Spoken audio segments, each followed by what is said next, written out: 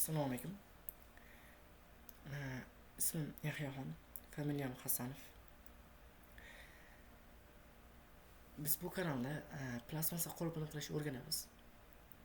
Ya'ni bu plastmassa qolip qilishni men asosan nazariy bilim o'rganadi. Nazariy bilimni esa men hindistonlik ustoz Sanjay Mahordan o'rganganman. Xo'sh. Asosan plastmassa qolipini qilishdan oldin plastmassa nima? Plastmassa bu polimerlar hisoblanadi. Polimerlar esa ko'p marotaba takrorlanadigan birliklardan tashkil topgan modda, ya'ni monomerlar deb ataladi. Asosan biz bularni plastmassa deb ataymiz. Plastmassa bu materiallarning bir guruhi hisoblanadi. Materiallar guruhining biri. Ular sintetik, sun'iy yoki tabiiy holatda uchraydi yoki bo'ladi. Ular eritib qo'yilgandan so'ng qotadi va berilgan shaklni o'zi saqlab qoladi. Plastikning asosiy ikki turi mavjud. Biri termoplastik, ikkinchisi termoset. Termoplastikni biz asosan qolip qilishda termoplastik ishlatamiz. Ya'ni termoplastik ishlatamiz. Nega? Farqi.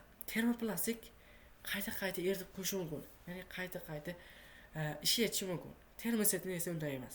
Bir marta shakl berasiz, ya'ni bir marta quyasiz, so'ng qayta quyib bo'lmaydi. Bir marta shakllangandan keyin qayta ishlatib bo'lmaydi. Termoplastikni qayta eritib qo'yish mumkin. Shuning uchun biz asosan termoplastik materialdan foydalanamiz. Tushunarli bo'lyapti?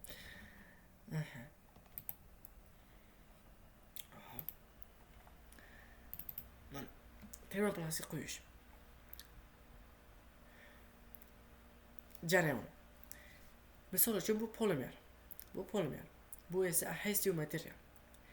Ya'ni bu narsani bu qolip qilishni nazariy bilimni ingliz tilida o'rganganman. Shuning uchun so'zlar ingliz tilida o'qiydi. Iloji bo'yicha tarjima qilib tushuntirib berishga harakat qilaman. Bu adhesiv, ya'ni yopishtiruvchi material. Bular ikkalasi o'rtada birlashadi va piston orqali impression qolipni iziga itariladi. Va bu to'pning shaklidagi narsa shunga itiriladi va plastmassa to'p shakliga keladi. Va u soviydi. Olamiz. Mana bitta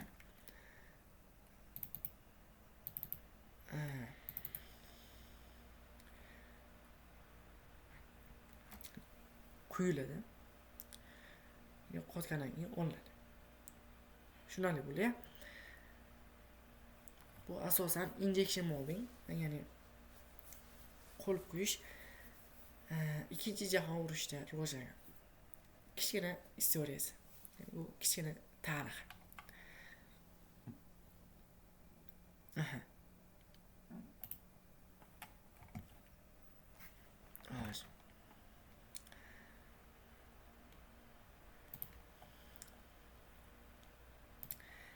Another pictures. Shrinkage value. Plastmassa qisqarish. Qisqarish omili masalan eritilgan plastmassaning ya'ni eritilgan plastmassa bor. Ya'ni eritilgan plastmassaning hajmi qolipning bo'shlig'ini ichiga to'ldiriladi. Va u ya'ni sovish, ya'ni qochish jarayonida, soviy va qochish jarayonida u qisqarish oladi. Qisqarish bu ya'ni qisqarish omili bu shrinkage factor, ya'ni shrinkage omili deb ataladi. Tushunarli? U shrinkage asosan 0.2 dan 2% gacha bo'ladi. Bu asosiy dezapolyaning oralig'i. Tushunarli bo'lyapti? 0.2 dan 2% gacha qisqaradi.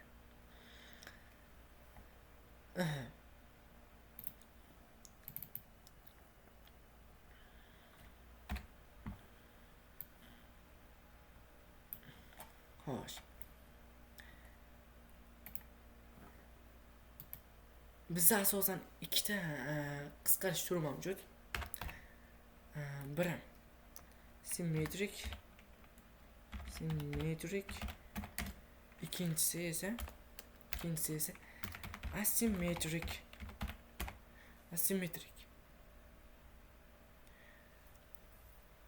Simmetrik. Misol uchun bizda detal bor. Shunday detal bor. Hop. Bu yerdan bu yergacha, ya'ni y yo'nalishda 100 mm. Y yo'nalishda 100 mm. Hop. X yo'nalishda esa ham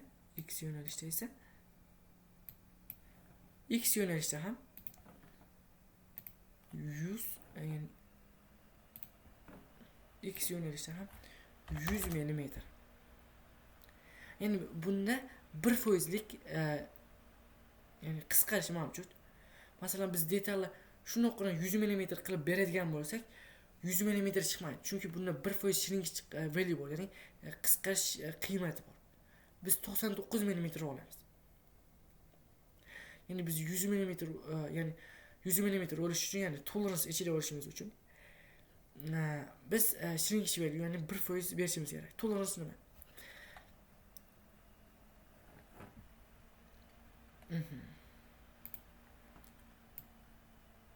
Misol uchun hech ko'rganmisizlar?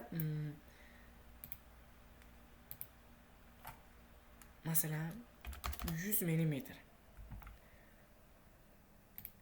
Bu yerda esa 0.1. Ya'ni 0.1. Ya'ni mana shu tolerance hisoblanadi 0.1. Ya'ni buni limiti, ya'ni buni chegarasi 0.2. Ya'ni tolerance degani, ya'ni ruxsat etilgan o'lchamda o'lish, ruxsat etilgan o'lcham. Adashmasam shunaqa, ruxsat etilgan o'lcham. Bu degani biz 99.9 yoki 100.1 da olamiz. Ya'ni shu 99.9 yoki 100.1 ichida biz detalimizni olamiz. Biz shrinkage value'ni 1% berganimizda ham aniq 100 chiqmaydi. Shu, ya'ni ruxsat etilgan o'lchamda chiqadi. Ya'ni 99.9 yo 101. Shunaqa o'lchamda chiqadi. Tushunarli-ya? Bu ya'ni bu simmetrik qisqarish. Ya'ni 100. Shuni bersangiz bir xil yo'nalishda qisqaradi. Asymmetric shrinkage. Ya'ni asymmetrik qisqarish. Asymmetric shrinkage nima? Misol uchun mana bizda y yo'nalishda bu yerdan bu yergacha 100 mm. Bu yerdan bu yergacha 100 mm.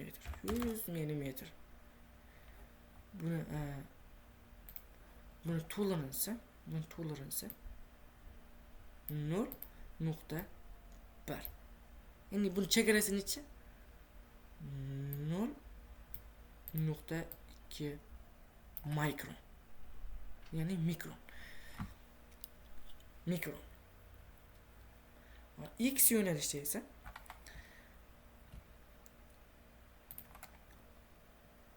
X yo'nalishi 50 mm.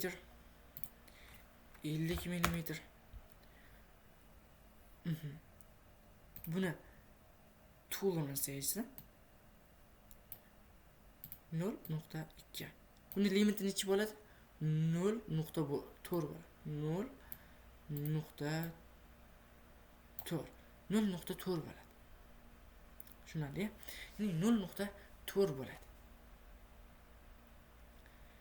Ya'ni 100ning biri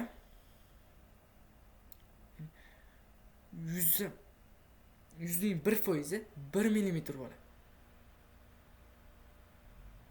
50ning 1 esa 0,5 bo'ladi. 100ning 1% 0,1 millimetr bo'ladi. 50ning 1% esa 0 100ning 1 1 millimetr bo'ladi. 50ning 1 esa 0,5 bo'ladi. 0,5 bo'ladi. Ya'ni biz y ni 1 millimetrga scale qilamiz. Ya'ni y ga 101 millimetr qilamiz. Ya'ni kattalashtiramiz. X ni esa 0,5 millimetrga scale qilamiz. Ya'ni 50 qilamiz. 50 5 qilamiz. Shunda biz tolerance ichida olamiz. Ya'ni 50 masalan 50 masalan 49 masalan x da 49 8 yoki 52 ya'ni ruxsat etilgan chegarada olamiz. Tushunarli? Ruxsat etilgan chegarada olamiz. Bu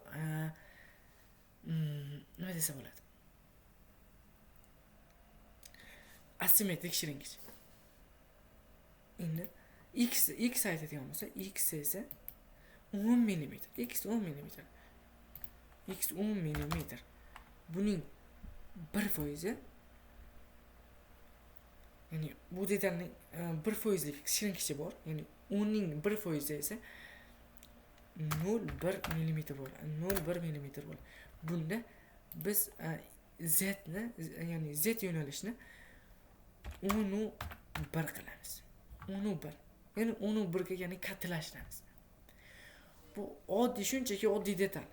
Ya'ni spesifik, ya'ni aniq, ya'ni murakkab detallarda 100 ta, 150 ta, 120 tagacha o'lchamlar bo'ladi. Bu shunchaki tushuntirish uchun bir detal. Tushunarli? Misol uchun bizda shunday bir detal bor. Shunday bir detal bor o'rtasida. O'rtasida dumaloqi bor. Bu mana bu o'lchamda critical emas. Mana bu o'rtadagi dumaloq critical. Bunda nima qilamiz? Bu yerlarga oddiy simmetrik bersak ham bo'laveradi. Chunki bular muhim o'lcham emas. Bu yerda asimetrik beramiz. Muhim bo'lgan, aniq chiqishi kerak bo'lgan bo'lsa 49, ya'ni 50 mm bo'lsa 50 mm emas, tolerance ichida chiqishi kerak bo'lsa biz asimetrik shrinkage beramiz. Ya'ni asimetrik beramiz. Muhim bo'lmagan o'lchamlarda asimetrik beramiz. Misol uchun bizda so'ng qutisi bor deylik. So'ng qutisi bor. So'ng qutisi bor. Mana bu qismiga, mana o'rtadagi qismiga so'ng tushishi kerak. So'ng tushishi kerak. Ya'ni biz bu so'ng qutisiga shrinkage yoki ya'ni qisqarish yoki tolerance berishga kerakmi yoki kerak emasmi? Kerak emas. Chunki ya'ni buni muhim o'lcham yo'qda, so'ng tushib qolsa bo'ldi. Ya'ni so'ng tushib qolsa bo'ldi qilib tayyorlasangiz ham, shuni qo'ysangiz ham chiqaveradigan narsa. Bunda shrinkage ham berish hojati yo'q.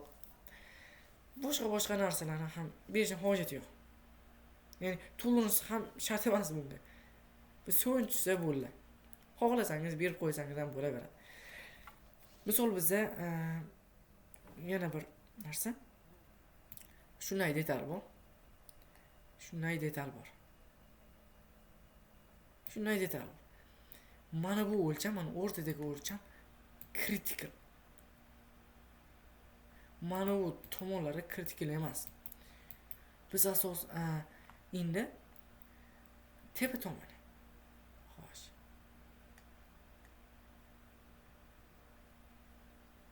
Ya'ni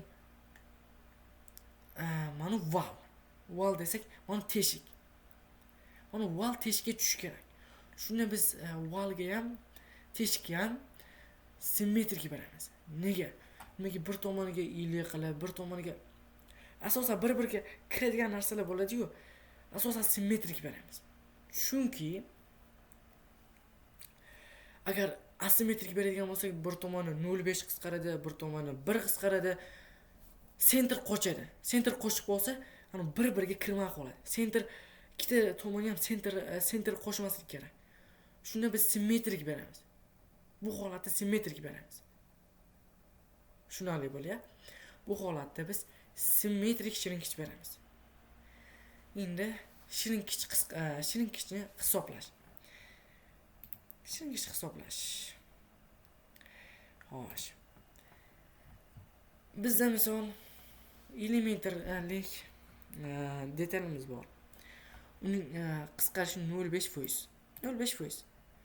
0.5'ni 100 ga bo'lamiz. 0.5 ni 100 ga bo'lamiz. Va 0.05 chiqadi. Va 0.05 ni 1 ga qo'shamiz.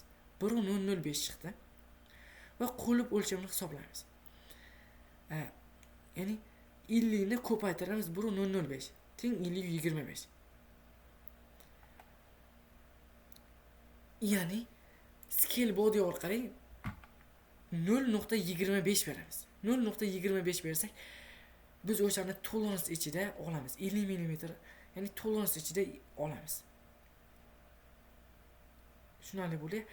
Biz tolerance ichida, ya'ni 0.25.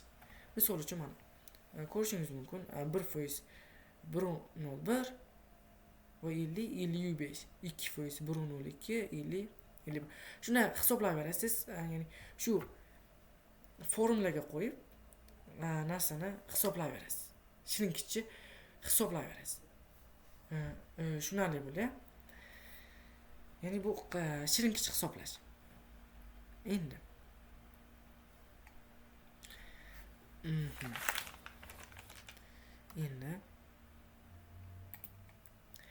thermoplastic shrinkage chart.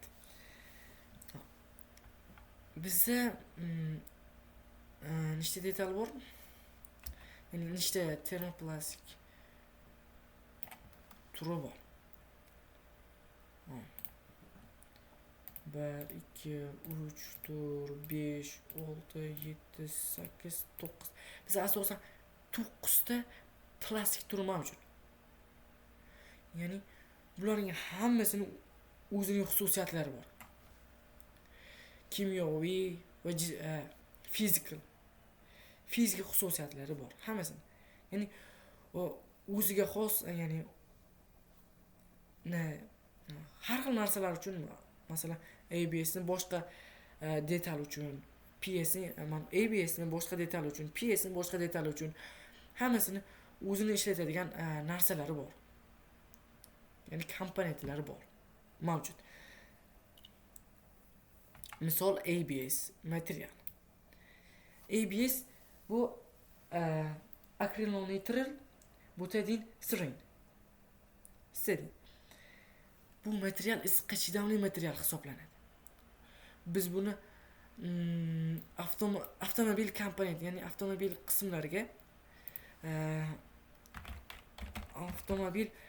qismlariga ishlatamiz.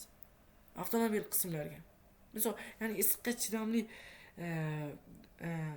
ya'ni qiziydigan joylar bo'ladi, ya'ni issiqqa chidamli talab qiladigan joylarga biz ABS ishlatamiz. PC ham issiqqa chidamli material hisoblanadi. Misol uchun bizda drill bor. Shunday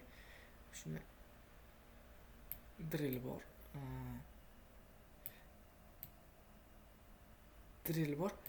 Buni o'rtasida armature bor. Ya'ni aylanib turadigan, ya'ni elektromagnet kuch sababli aylanib turadi. Ya'ni drill armature aylanib turadi va qiziydi.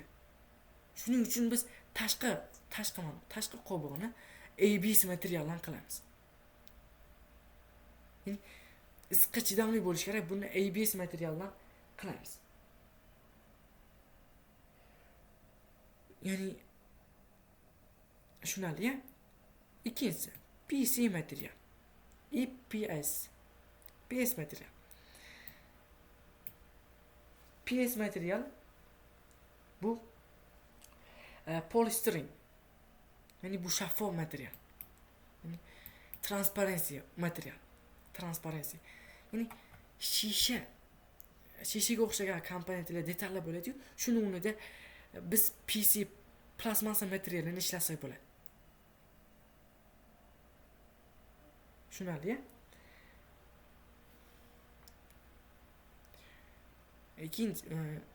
Keyingisi esa PA va POM.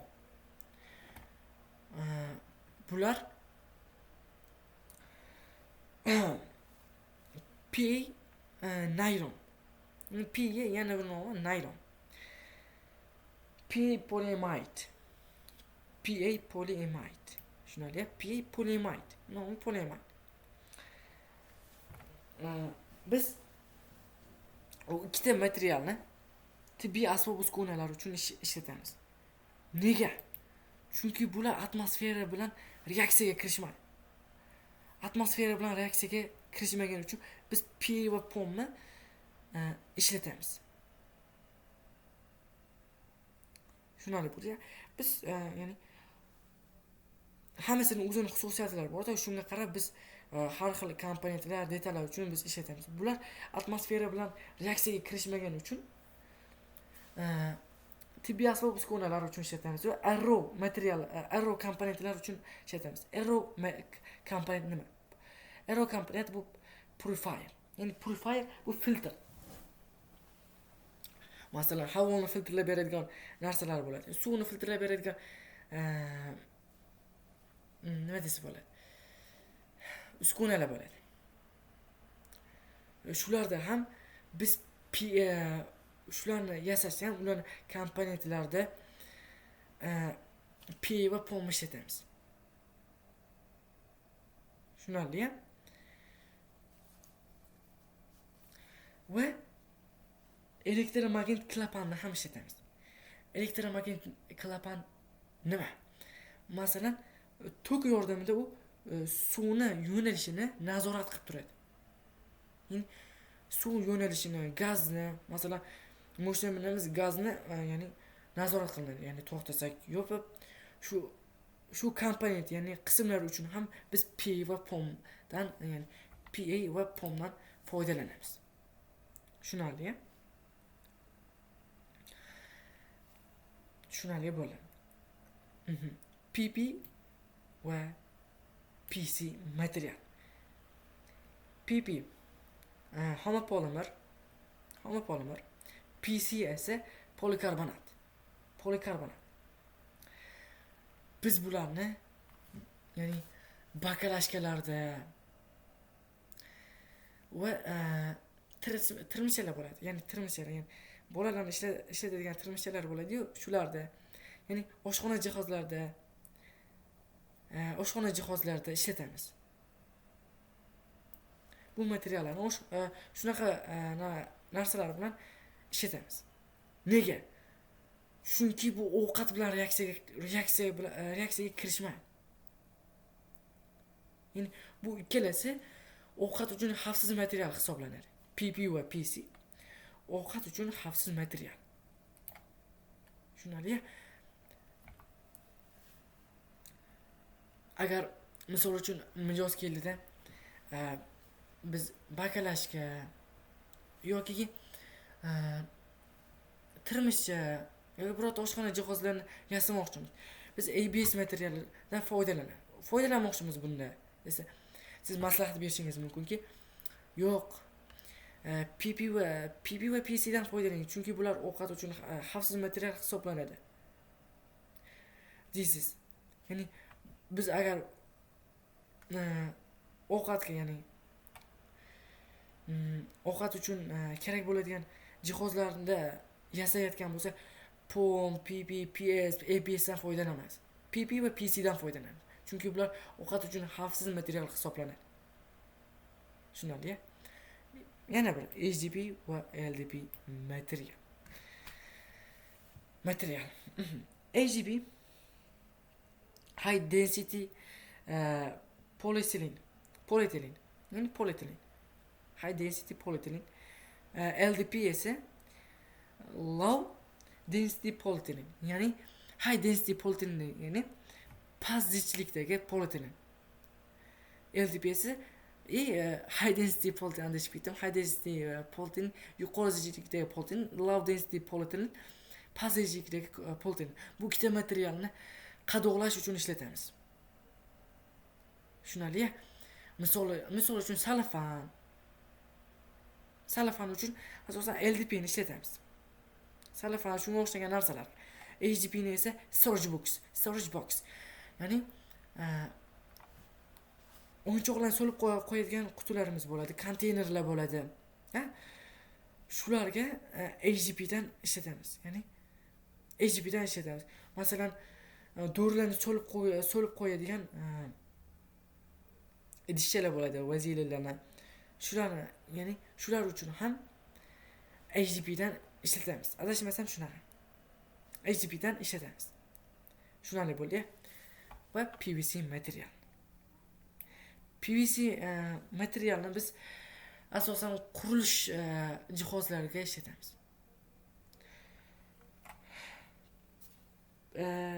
PVC material bu atmosfera bilan juda past reaksiya qiladi. Shuning uchun ham biz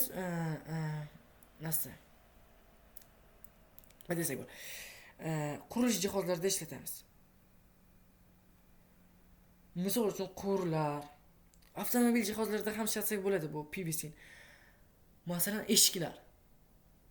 Eshiklarni ham plastmassa jihozlar bo'ladi. Bilasizlar? Shular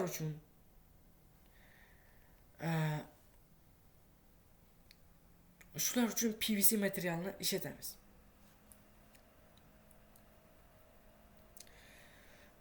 PVC material ishlatiladi va PVC atmosferaga kam reaksiya qiladi. Xo'p. Bu shrinkage materialning har bir materialning o'zining qisqarish foizi bo'ladi. 0.006 bu foizi percentage bu millimetr. 1 millimetrda misol uchun 1 millimetrda necha mikron bor, ya'ni mikron bor. 1000 mikron bor. 1000 mikron bor. Tushunarli? Ya'ni ABS esa 0.4 dan 0.6 gacha qisqarar ekan. Bu degan 1 millimetrda, har 1 millimetrda 0 ya'ni 4 mikrondan qisqaradi. 4 mikrondan 6 mikrongacha qisqaradi. Ya'ni 4 dan 6 gacha qisqaradi. 4 dan 6 gacha qisqaradi. Tushunarli? 4 bu shunchaki oraliq diazapon. Biz misol uchun mijoz keldi. Bizga tayyor mahsulotni berdi. Qaytadan qilishimiz kerak. Qayta qilishimiz, ya'ni qolipini tayyorlashimiz kerak.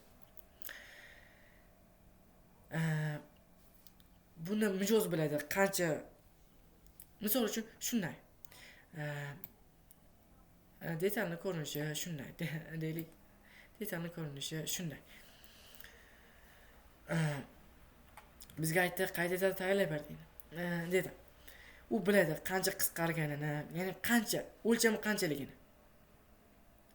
Ya'ni biz mijozdan klientdan so'raymiz. Biz necha millimetr qilib berishimiz kerak, ya'ni foizlarni aytamiz, qancha millimetr qilib berishimiz kerak deb. So'raymiz, mijoz o'zidan so'raymiz. Ya'ni shu o'lchamda qilib berishimiz kerak deb. Yoki biz NPD mahsulot tayyorlayapmiz. Ya'ni new product design, ya'ni NPD degani new product design. Ya'ni yangi mahsulot loyihalayapmiz. yangi mahsulot loyihalayapmiz.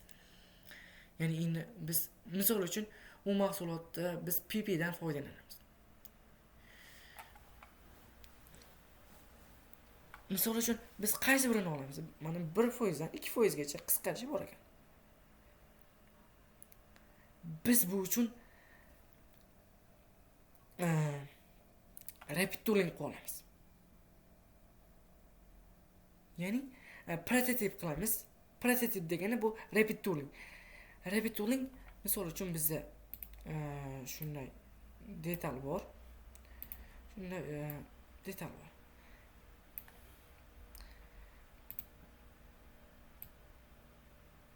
Bizda shunday detal bor. Bu core, bu esa cavity. Ya'ni izi. Ya'ni core va cavity. Ikkitasi birlashadi-yu, o'shani ichiga quyiladi.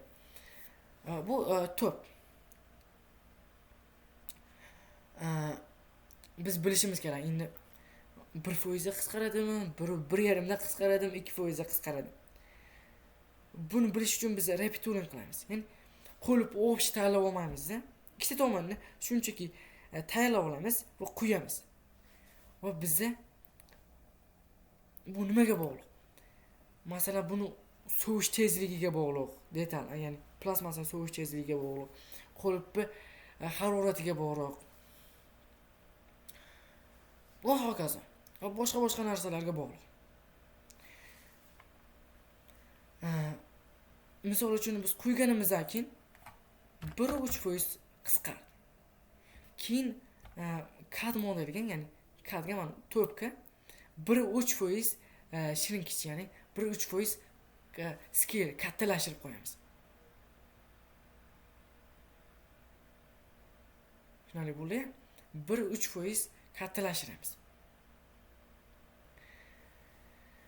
Shunda biz xohlagan o'lcham chiqadi.